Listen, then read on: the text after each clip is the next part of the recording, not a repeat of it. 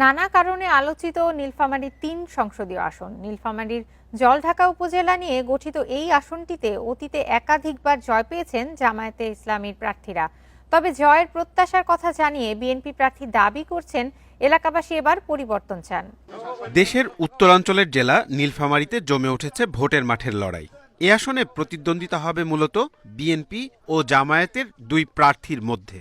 নদী ভাঙ্গন, বন্যা, দুর্বল যোগাযোগ ব্যবস্থা, অপর্যাপ্ত শিক্ষা, চিকিৎসা ও কর্মসংস্থানের সুযোগ, সমস্যার শেষ নেই এই আসনের বাসিন্দাদের।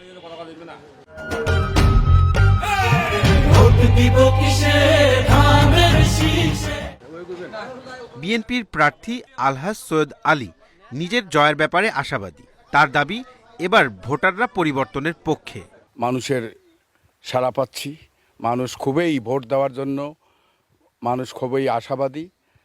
গত 17 বছর মানুষ ভোট দিতে পারে নাই, এই জন্য মানুষ সবাই ভোট দেওয়ার জন্য আগ্রহী। আমি 100% আশাবাদী। আমি অতীত সাফল্যের ধারাবাহিকতায় সুষ্ঠু নির্বাচন হলে এবারও 85% ভোট পেয়ে জয়ী হওয়ার আশা জামায়াত মনোনীত প্রার্থী ওবায়দুল্লাহ সালাফির। আমি আশাবাদী, অবাধ, সুষ্ঠু, নিরপেক্ষ নির্বাচন হলে 85% মানুষের সমর্থন নিয়ে ব্যাপক ভোটে, বিপুল ভোটে বিজয় লাভ করবে ইনশাআল্লাহ।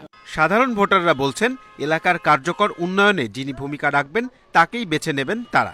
এবারের নির্বাচনে আমরা সৎ, যোগ্য এবং সাধারণ মানুষের পাশে যে মানুষটা থাকে আমরা তাকেই নির্বাচিত করতে চাই। আমরা চাই যে যারা জনগণের পাশে থাকবে তাদেরকেই সাধারণ মানুষ ভোট দেবে ইনশাআল্লাহ।